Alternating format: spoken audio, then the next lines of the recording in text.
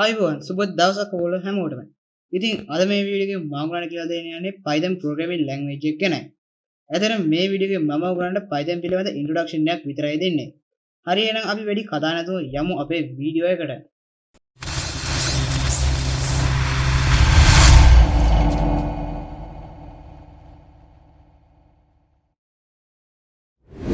හරි ඉතින් අපි මුලින්ම දැනගෙන ඉන්න ඕනේ Python වල ඇයි අපි Python ඉගෙන ගන්න ඕනේ කියලා. ඉතින් අපි Python ඉගෙන ගන්න ගොඩක් හේතු තියෙනවා. ඒ වගේම මේ Python කියන language එක ගොඩක්ම lazy language එකක්.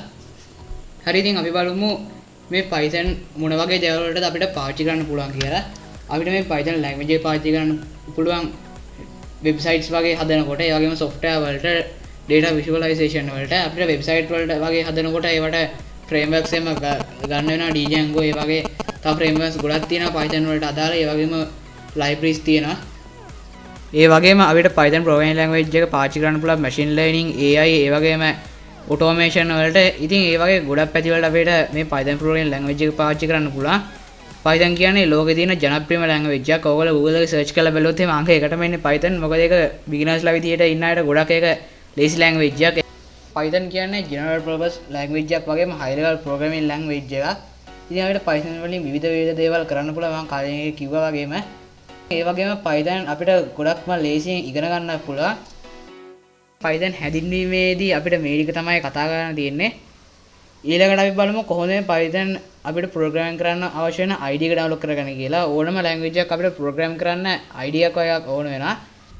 අපිට ID එකක් විතරක් තියලා මදි. අපිට තව ඕන වෙනවා Python version එකක්. ඉතින් අපිට latest version එක තමයි Python 3.9.7 කියන්නේ.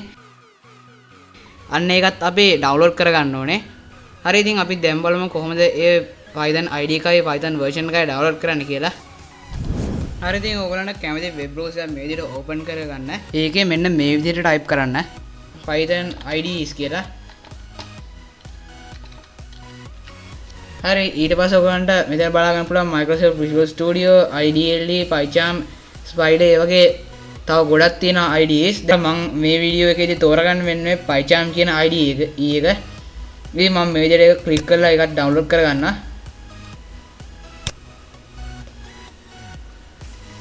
හරි ඉතින් මේ විදිහට ඔයගොල්ලන්ට පේන ඇති මේ සයිට් එක ඩිරෙක්ට් වුණා.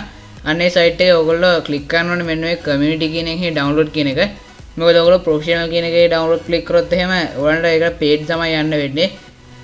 ඊට පස්සේ ඔයගොල්ලන්ට මෙතන ඔයගොල්ලෝගේ OS එක අනුව තෝරගන්න පුළුවන් Mac OS ද Linux ද Windows ද කියලා. ඉතින් මගේ Windows නිසා මම Windows කියන එකම මේ වෙනස් නොකර තියෙනවා. හරි ඊට පස්සේ මම මේ විදිහට download කියන එක දුන්නාම ඔයගොල්ලන්ට පේන්නේ thanks for downloading කියලා PyCharm එකත් මේ විදිහට install වෙනවා. හරි ඉතින් මම කලින් setup file එක download කරලා තිබ්බ නිසා මේක cancel කරගන්නවා. මේ තමයි මම කලින් download කරපු PyCharm setup file එක. මම ඒක උඩ මෙන්න මේ විදිහට double click කරනවා. ඊට පස්සේ ඔයගොල්ලන්ගෙන් admission purpose ඉල්ලයි අන්න ඒකට yes දෙන්න. හරි ඊට පස්සේ ඔයගොල්ලන්ට මේ වගේ window එක බලා ගන්න පුළුවන්. මේකේ එන හැම එකටම next දෙන්න. හරි ඊට පස්සේ ඔයගලන්ට next දුන්නාම පස්සේ මෙතන install කියලා බලා ගන්න පුළුවන්. අන්න ඒකට click කරන්න. එතකොට ඔයගලන්ට මේක install වෙනවා බලා ගන්න පුළුවන්. මේක install වෙලා ඉවරනාම පස්සේ ඔයගලගේ PC එකට මේ PyCharm කියන software එක install වෙලා ඉවරයි. එතකොට ඔයගලන්ට මේකෙන් මේ ID එක පාවිච්චි කරලා Python program කරන්න පුළුවන්.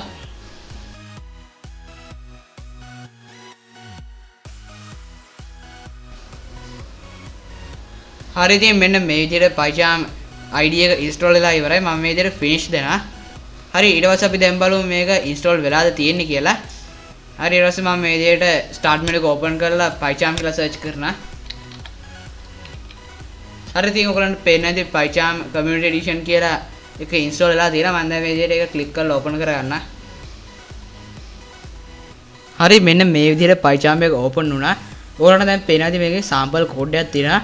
මේ sample code එක ගන්න නම් ඔයගොල්ලෝ new project එකක් create කරන්න ඕනේ. ඒකට file ගිහිල්ලා new project කියන එක උඩ click කරලා ඔයගොල්ලන්ට project එකක් create කර ගන්න පුළුවන්. දැන් ඔයගොල්ලන්ට පේන ඇති මේක විතර නමක් දෙන්න තැනක් තියෙනවා. අන්න ඒකේ මම මේ විදිහට sample project කියලා type කරගන්නවා. හරි ඊට පස්සේ ඔයගොල්ලන්ට කැමති නම් මේ project එක save වෙන්න ඕනේ location එකක් දෙන්න පුළුවන්. මෙන්න මෙතන click කරලා. හරි ඉතින් මම දැනට තියෙන location එකම තියෙනවා. ඊට පස්සේ මම මෙන්න මේ create කියන button එක click කරනවා.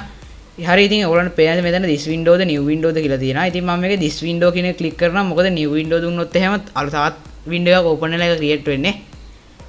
හරි ඉතින් මෙන්න මේ විදිහට තමයි ප්‍රොජෙක්ට් එක ක්‍රියේට් වෙන්නේ. හරි දැන් ඔයගලන්ට පේනවා ඉතින් මෙතන installing python 3.9 කියලා තියෙනවා. ඒ කියන්නේ අපි කලින් python install කරේ නැහැ. අපි install කරේ python program කරන්න ඕන ID එක විතරයි. ඒ නිසා මේ PyCharm එකෙන් automatic දැන් python install කරන ගමන් තමයි තියෙන්නේ.